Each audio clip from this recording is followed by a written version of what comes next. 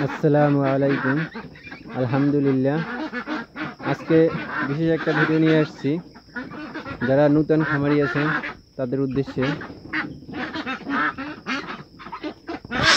আশা করি আপনারা সবাই আল্লাহর রহমতে বেশ ভালো আছেন। আমাকেও বিধাতা অনেক সুখেই রাখছে, আলহামদুলিল্লাহ। শুকরিয়া বিধাতার কাছে, যেরকমের আছে বেশ ভালো আছে। আজকে আপনাদেরকে যে জিনিসটা দেখাবো, দেখতে পাচ্ছেন যে আমার হাঁসগুলা ডাকাডাকি করতেছে অনেক। তারপর আপনাদের কাছে এই ভিডিওটা তোলার কারণ হলো, যারা নতুন আসতে চাচ্ছেন, এখন বর্তমানে যে খাবারের ফিডের যে দাম সেটা কিন্তু অনেক।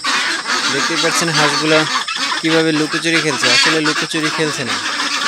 আমার এই জায়গায় আমার খামারের মধ্যে যে লাইটটা দিয়ে দিয়েছি, দেখেন লাইটের চারপাশ থেকে দেখুন পোকাগুলো আসতেছে। যে পোকাগুলো বাইরে থাকে ওইগুলো আসতেছে, ওইগুলো দেখতেছেন।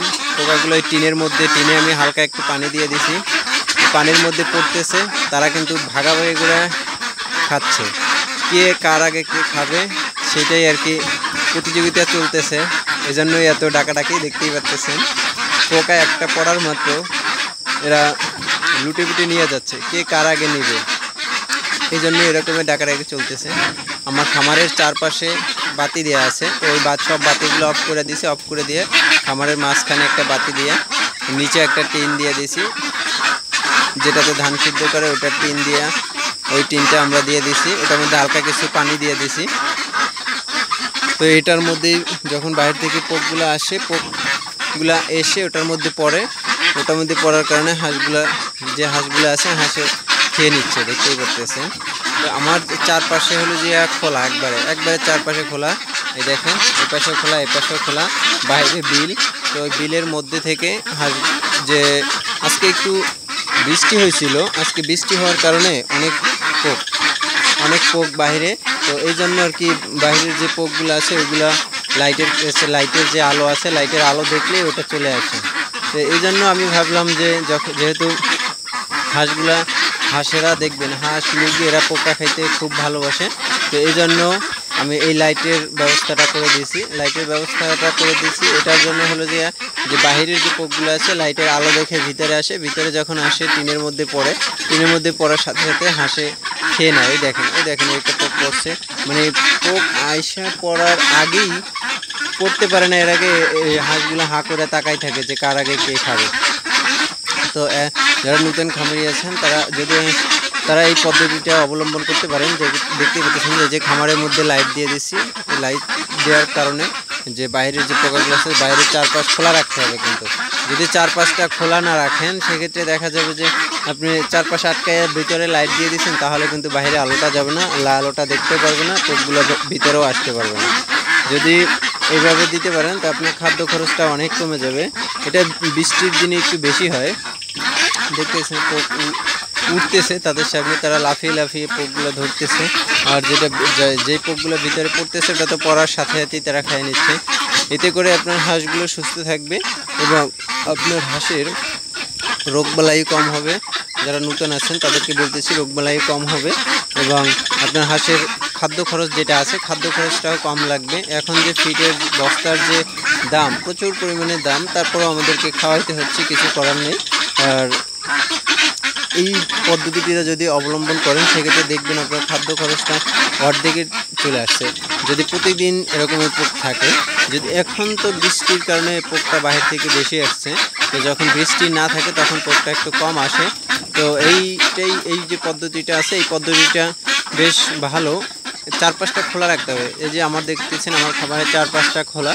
এই খোলা রাখার কারণে যে বাইরে লাইটের আলোটা বাইরে যাচ্ছে, ওইটা থেকে পোকটা আসছে। ওই পোকটা যখন ভিতরে আসার সাথে সাথে হাঁসগুলো ওই পোকগুলো খেয়ে নেয়। তো এইটা দেখানোর জন্যই আপনাদেরকে আজকে এই ভিডিওটা করা। দেখতেই পাচ্ছেন আমার হাঁসগুলো সুস্থ আছে। ওই পাশে 2-3টা বসে আছে, ওরা দৌড়াদৌড়ি করে, সারাক্ষণ দৌড়াদৌড়ি করার কারণে এরা একটু বেশ দুর্বল হয়ে পড়ে মাঝে মাঝে। তো যারা দেখতেছেন তাদেরকে অসংখ্য ধন্যবাদ। আর নতুন যারা আছেন তারা এই পদ্ধতিটা অবলম্বন করবেন। এই পদ্ধতিটা অবলম্বন করলে দেখা যাবে কি আপনার যে খাদ্য খরচটা আছে, খাদ্য খরচটা কম লাগবে আপনিও বেনিফিটেড হবে। ফ্রিতে খাবার পাচ্ছেন, দেখতে পাচ্ছেন ফ্রিতে খাবার পাচ্ছেন। আমার যে হাঁসগুলো আছে, হাঁসগুলো দেখেন কত সুন্দর, চাঞ্চল্যকর, দেখতে কত সুন্দর। আজকে লাইটিং দিয়ে দিয়েছি ভিতরে, লাইটিং দেওয়ার কারণে আরও উজ্জ্বল দেখা যাচ্ছে এদেরকে আরও হোয়াইট দেখা যাচ্ছে। তো আজকে দিনের বেলায় বৃষ্টি হয়েছিল, তো বৃষ্টি হওয়ার কারণে বাইরে যে পোকগুলো আছে, বৃষ্টি হলে এই পোকগুলো বেশি ভিতরে চলে আসে।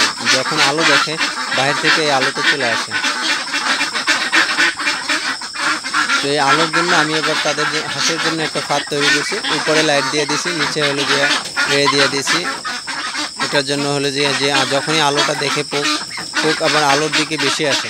তো যখনই আলো দেখে চলে আসে, তখনই এরা আটকে পড়ে যায় হাঁসের কাছে। হাঁস সাথে সাথে এগুলোকে খেয়ে নেয়। আপনারা যারা ভিডিওটা দেখছেন তারা কমেন্ট করবেন যে আমার যে পদ্ধতিটা কেমন হয়েছে, এটা বেশ ভালো হয়েছে না খারাপ হয়েছে। আর যারা নতুন আসছেন, আমার মতে আমি যতটুকু জানি পদ্ধতিটা বেশ ভালো হয়েছে। আর নতুন যারা আসছেন তারা ওই পদ্ধতিটা অবলম্বন করতে পারেন। দেখতেই পাচ্ছেন যে হাঁস কত সুন্দর করে খাচ্ছে। খাবার যেভাবে খায় তার থেকেও বেশি আগ্রহ নিয়ে এটা খাচ্ছে। যে পোকটা, অনেকে বিটল পোকগুলো আছে, বিটল পোকগুলো অনেকে চাষ করে। তো আমরা এই জায়গায় পোক চাষ করি না, বাইরে থেকে যেটা আসে এটাতেই হয়ে যায়। এরপরে যে খাবার ফিড এটা দিই।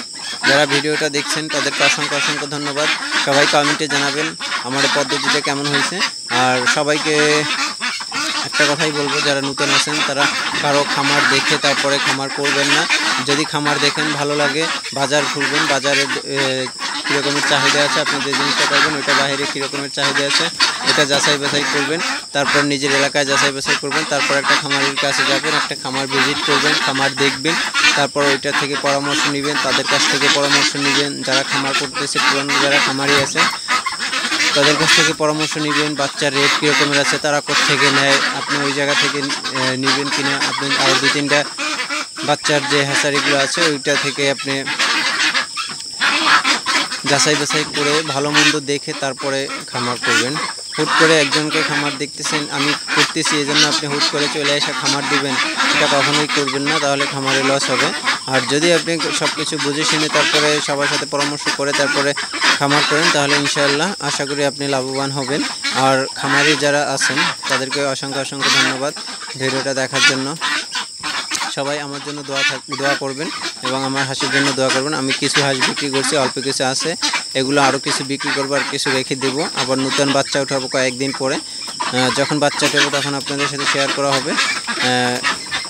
এখন হলো যে আপনার আমাদের চারপাশে, ঘেরের চারপাশে একটু কাজ চলতেছে, এই জন্য বাচ্চা উঠায়নি। তো ঘেরের কাজটা শেষ হলে তারপরে বাচ্চা উঠাবো। সবাইকে অসংখ্য ধন্যবাদ। সবাই ভালো থাকবেন, সুস্থ থাকবেন, আর আমার জন্য দোয়া করবেন। আসসালামু আলাইকুম।